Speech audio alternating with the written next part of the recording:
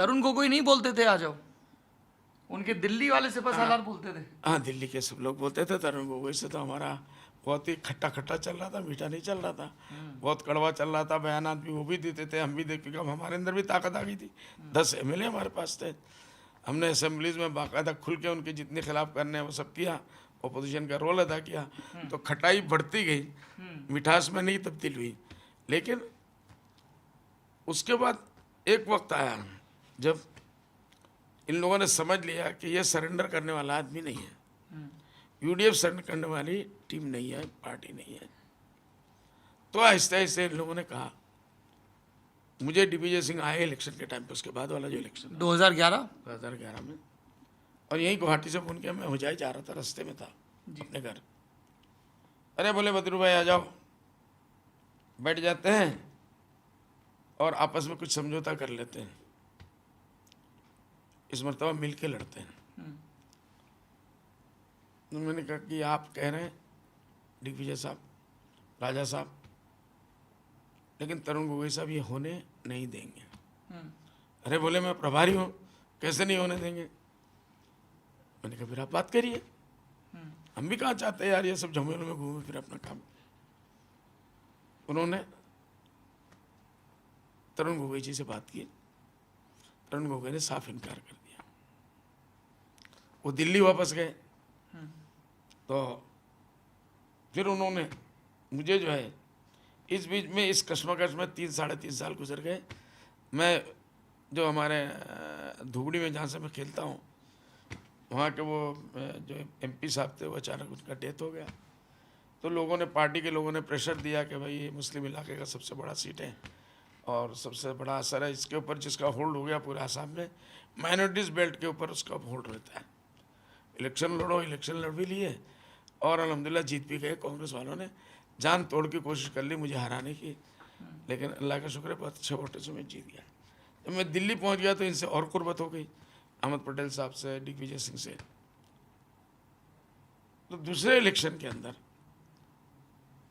वो चला गया 6 का, बीच में 5-5 साल गुजर रहे। फिर जब इलेक्शन आया तो दिग्विजय सिंह साहब फिर गर्म हुए और उन्होंने मुझे कुछ बड़े भाई के हिसाब से डांटा भी, कहा ये सब यार तुमको बोल रहे हैं, अब आ जाओ पॉलिटिक्स को पॉलिटिक्स के हिसाब से करो।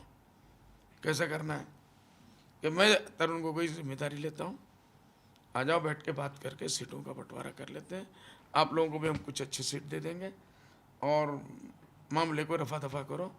ये हम लोग जो अलग चल रहा है इसका नुकसान हो रहा है। अच्छा, नुकसान होने ही लगा था कि कांग्रेस को जितना पहले सीटें आनी थी वो नहीं आ रही थी। हमारे और कांग्रेस के बीच में सीट बंटवारे हो रहे थे, उसके बाद वोट बंटवारे हो रहे थे। बंटवारे की वजह से दूसरे जो पार्टी के लोग हैं, AGP और दूसरे लोग, तो उन लोगों को उसका मौका मिल रहा था, वो जीत रहे थे। तो यहाँ तक हुआ कि भुवनेश्वर कलिता साहब प्रेसिडेंट थे असम के, दिग्विजय सिंह हमारे क्वार्टर के बिल्कुल सामने रोड के उस तरफ रहते थे।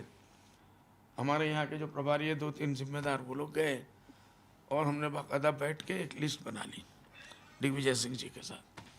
हमारा यही कहना था कि देखिए तरुण गोगोई का मामला आपका है, आप मेरे बड़े भाई हैं, मुझे अभी भी यकीन नहीं है कि तरुण गोगोई मानेंगे करके। लोग कहते हैं कि बहुत जिद्दी है, तो हमारा तो इतना तजर्बा नहीं। जिद का मामला, प्यार का मामला तक हम लोगों ने देखा था, जब जिद का मामला हुआ तो पूरी लिस्ट बन गई, सीटें यहाँ की इतनी इतनी सीटें हम लेंगे, इतने UDF वाले लेंगे। दिग्विजय सिंह का साइन हो गया, हमारे जनरल सेक्रेटरी के उनका साइन हुआ, मेरा हुआ, और प्रभारी आपके भुवनेश्वर कलिता थे, उनका साइन हो गया।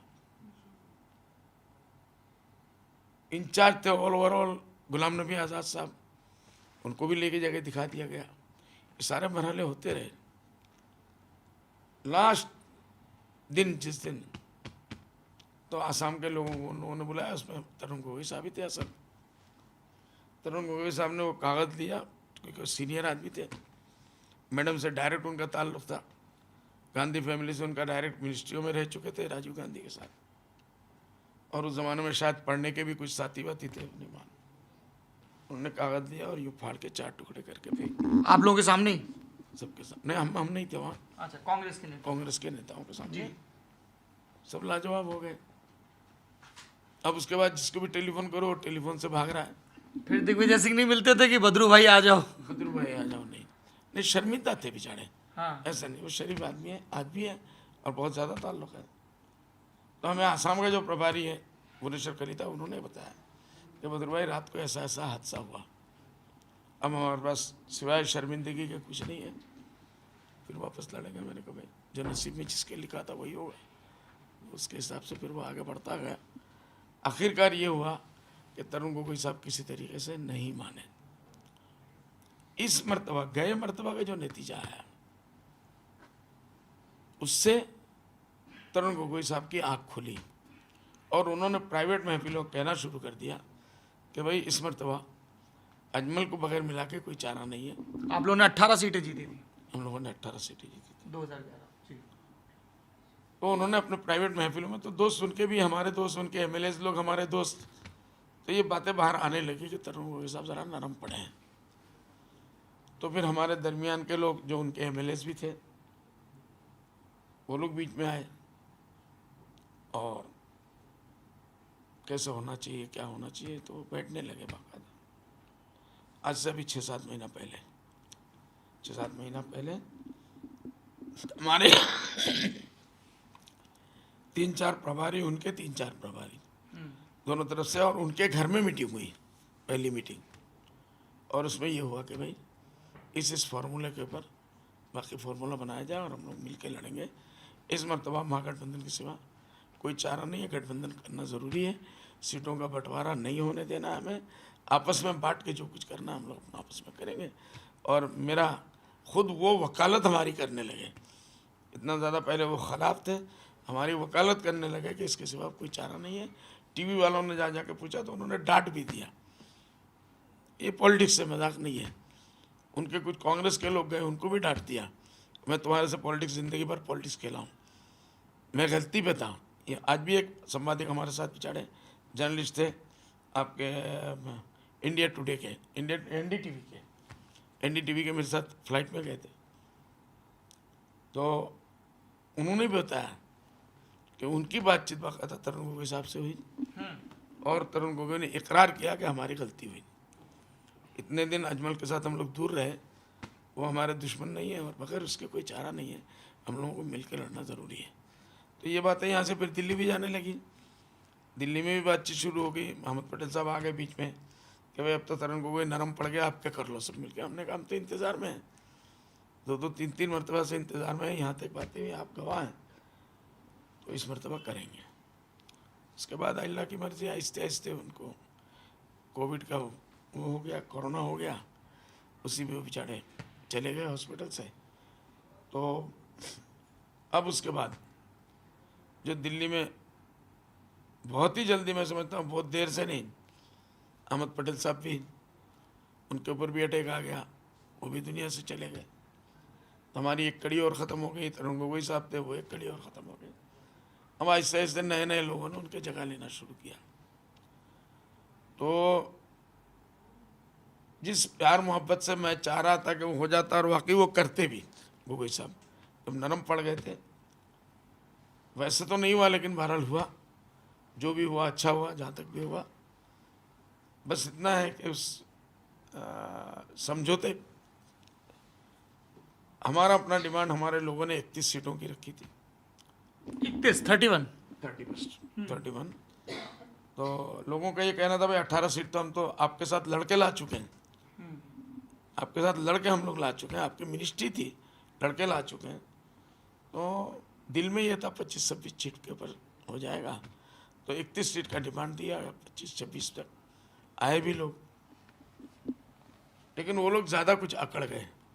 कौन लोग? जितेंद्र सिंह, भूपेश बघेल, गौरव गोगोई? मैं नाम किसी का नहीं लेना चाहूँगा, सारे बेचारे अब तो बहुत अच्छे दोस्त हैं।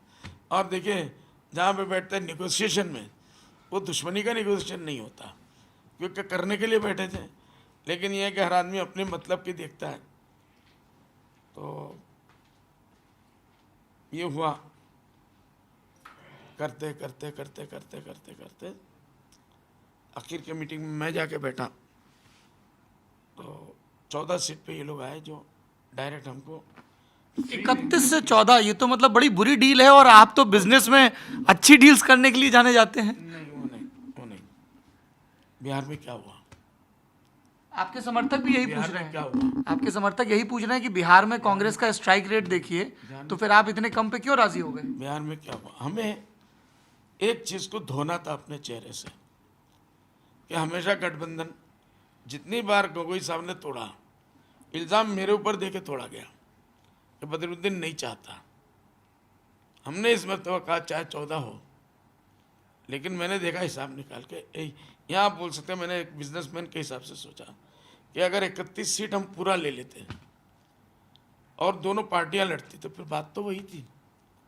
उसमें शायद 14-13 पे हम जाके अटक जाते।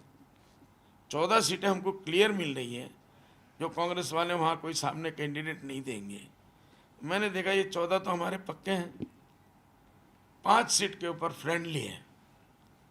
तो जो सीटें दी गई हमने देखा कि उनके सिटिंग मिनिस्टर्स है 3-3 टाइम के, इतने स्ट्रॉन्ग पिलर्स, उनको दिया हमारे नए फ्रेश बच्चों के सामने। लेकिन वो एरिया ऐसे थे कि इससे पहले वही बंटवारे में ये सीटें हारे गए थे। तो हम लोगों ने हिसाब किताब करके देखा कि इंशाल्लाह 5 में से, मुझे पूरी उम्मीद है अभी भी कि उन 5 में से उनके सिटिंग MLA 2-2, 3-3 मरतबा के, बागबर में एक शेरमान अली करके 3rd टाइम में, शुक्र अली 4थी मरतबा MLA बन चुके हैं और 3 मरतबा कैबिनेट मिनिस्टर रह चुके हैं। उस सीट को भी हमने चैलेंज में लिया। ये छोटी मोटी बात नहीं थी। नहीं, बात ये पूछी जा रही है कि ये फ्रेंडली फाइट क्या है, जरा ये तो समझाइए। हाँ देखिए, यही तो बात है। हम ये समझ रहे थे कि कांग्रेस वाले बिहार से नसीहत लिए होंगे। हमने समझाने की बहुत कोशिश की कि भाई जहाँ हमारा बेस है उन जगहों पे कम से कम सीटों को हमको दे दो। अल्टीमेटली तो आपको ही आने वाला है जब गठबंधन की सीट है, जब हम जीत के लाएंगे तो वो आपके पास ही आने वाले हैं।